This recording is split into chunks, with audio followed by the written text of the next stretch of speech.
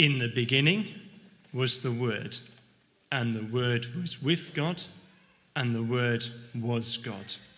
He was with God in the beginning. Through him, all things were made. Without him, nothing was made that has been made. In him was life, and that life was the light of all mankind. The light shines in the darkness, and the darkness has not overcome it.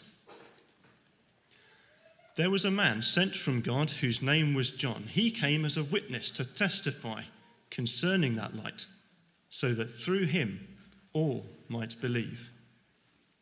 He himself was not the light. He came only as a witness to the light. The true light that gives light to everyone was coming into the world. He was in the world, and though the world was made through him, the world did not recognize him.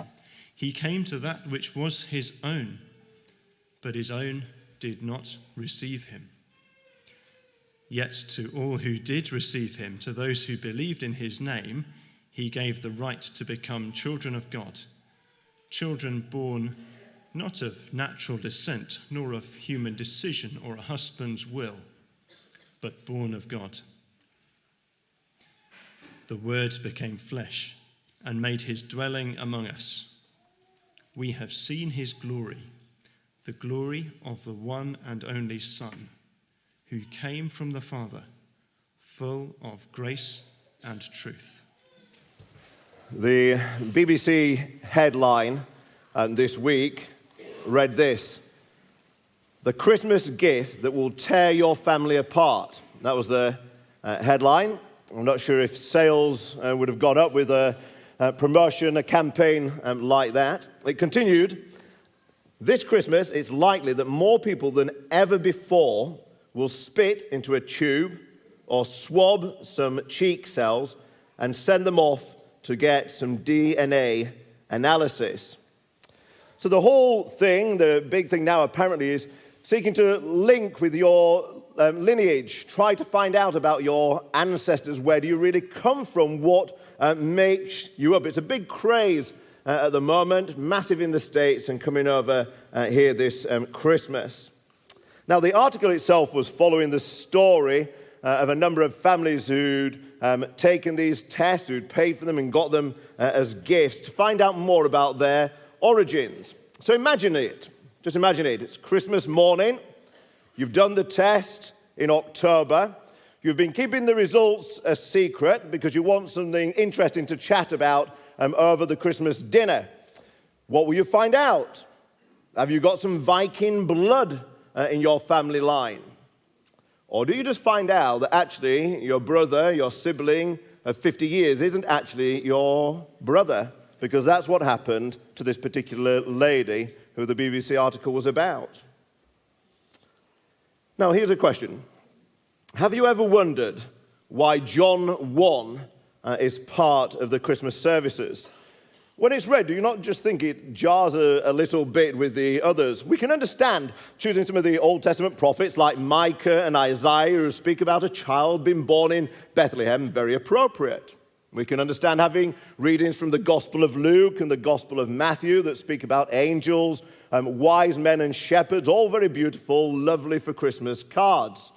But what on earth is John 1 doing in there? And yet, it is one of the most famous and popular readings at carol services. Well, chapter 1 of John's Gospel is like the ultimate DNA test at Christmas for Jesus. John is going to trace Jesus' lineage and origins right to the beginning. That's the first three words of John's Gospel. In the beginning was the Word. In the beginning, echoing the first three words of the Bible in Genesis. In the beginning, God created the heavens and the earth. Then over into John, in the beginning was the Word. John is giving us this DNA test, taking Jesus' origins right back. And this word of John 1:1, we're told in verse 4, is the light of men. This word is the light who gives light to men. The true light, verse 9, who gives light to everyone. Now, what John is telling us about this word is that this word has been shining from the very beginning. He's eternal. In verse 3, he clarifies what it means to be the Word of God. All things came into being through him. Apart from him, nothing came into being that has come into being. What John is saying is that you have this Word, this eternal Word. He's also the true light. And he has no beginning. He's eternal. He's the creator God. In other words, he has no beginning. He doesn't come into existence. But everything else that does come into existence does so because of him. He's the eternal Word. He's the eternal light, the true light of the world. Just as we know that the life on earth cannot exist without the sun, can it? All life on earth exists because of the sun.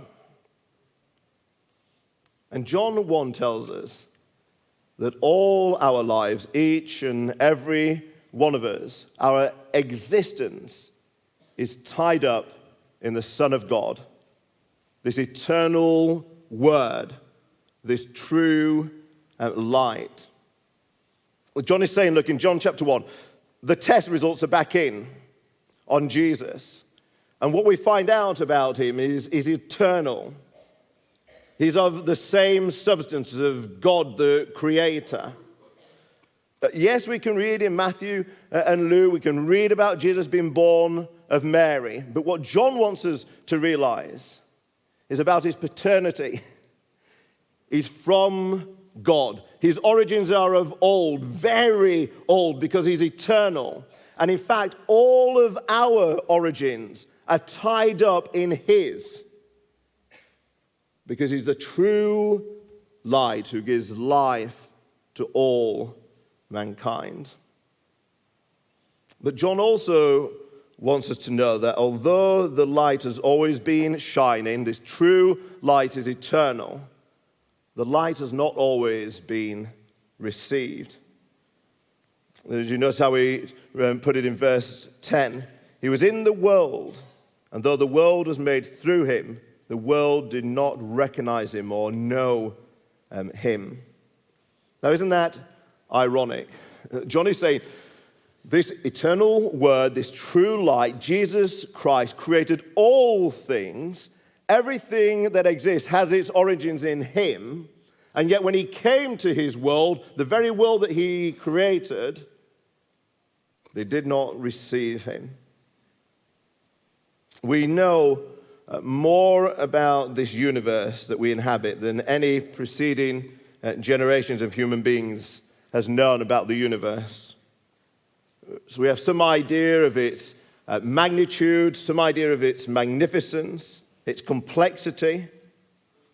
And knowing all these things about the universe, there are still so many people who say that there just isn't a God. They look at the magnificence, they look at the magnitude, they look at the complexity, the intricacy of this world, and they say, it's made itself, it came here by accident, there is no creator. And if you think that's a modern thing, then you have to think again, because 2,000 years ago, John said, and so it has always been. The world was made through him, yet the world did not know him. That's not because of the advance of modern science. That's because of the human heart. In verse 11, we read, he came to that which was his own, but his own did not receive him. The Jewish people, the nation of Israel, for centuries had been looking for and longing for the coming of their Messiah. And yet when he came, many did not receive him. This is religious people who read their Bibles, who view themselves as good people, care about God. But these people did not receive the true light when it came into the world. And John doesn't leave us guessing about, well, what does receiving him mean? Is it some kind of mystical thing?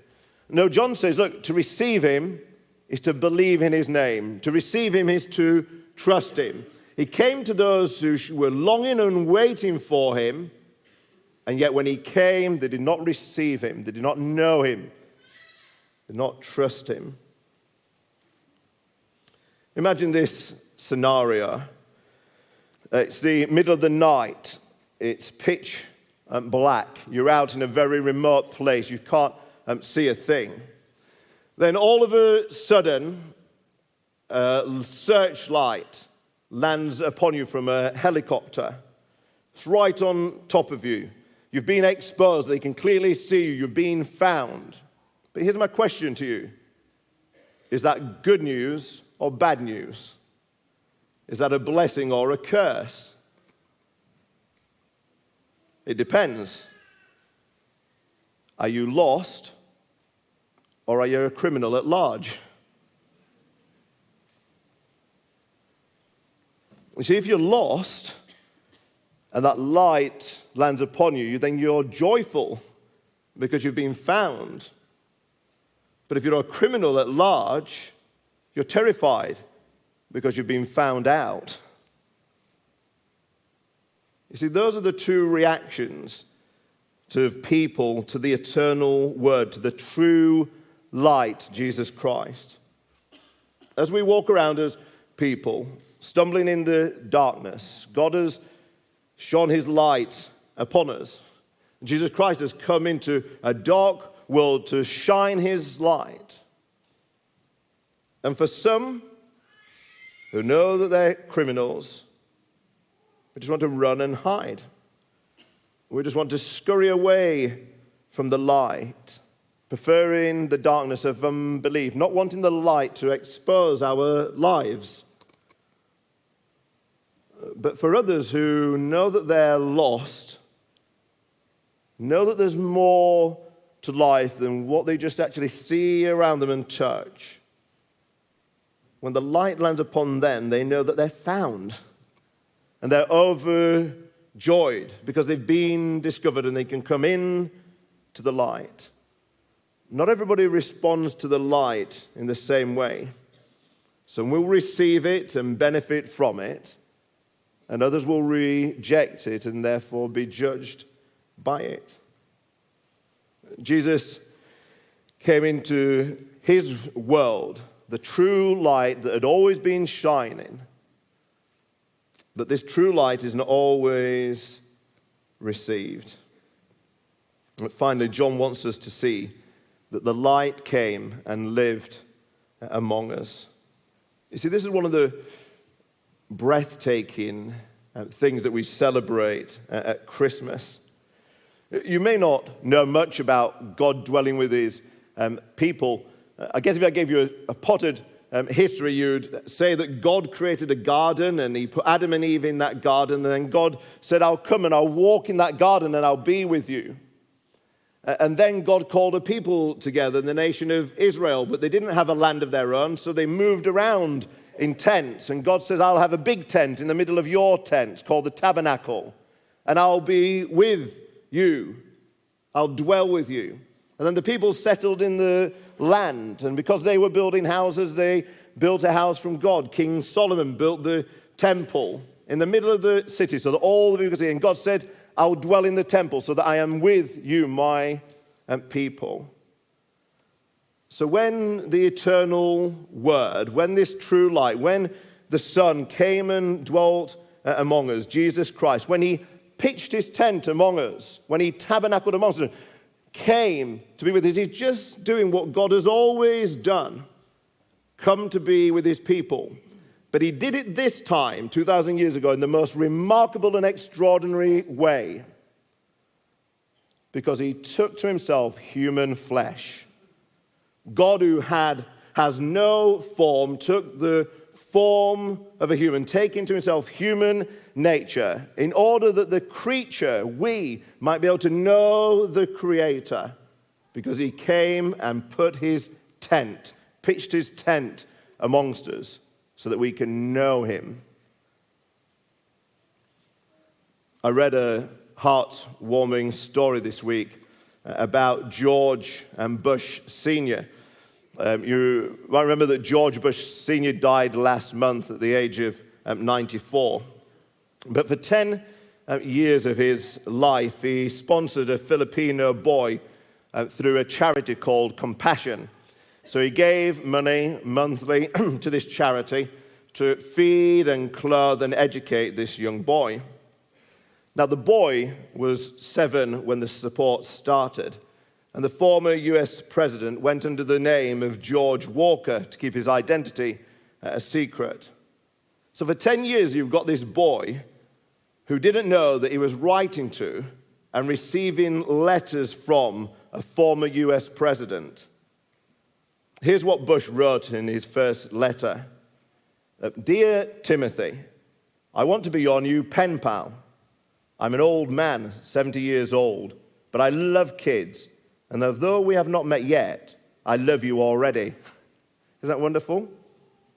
The charity, Compassion, because it kept this secret until he died, when they released these private letters that they'd been translating, they said this: I love that one of the most powerful men in the world, without any fanfare, reached out to one of the poorest children in the world. Isn't that a beautiful story? That is a heartwarming story, isn't it? Are they not right? One of the most powerful men in the world, a former US president, reached out to one of the poorest men in the world. And what about this? What about if the God who created all things, created the universe, could reach down to poor creatures living in darkness? Because that's what happened that first Christmas. When the sun came down, the true light of the world, the God of all creation, came to poor creatures, humanity, lost in darkness. John 1 tells us that we were like orphans in a dark wood, lost and scared. And suddenly, ahead in a clearing in the trees, there's a house, and the door is open, and light is flooding out of the house. The light offers a welcome, warmth, security, provision, a family, or as John puts it, the right to become children of God. That's what Jesus, the light, came for. You can wander in the woods through fear of coming into the light, scared that somehow your deeds will be exposed, and so you stay in the darkness, stay in unbelief, stay away through fear.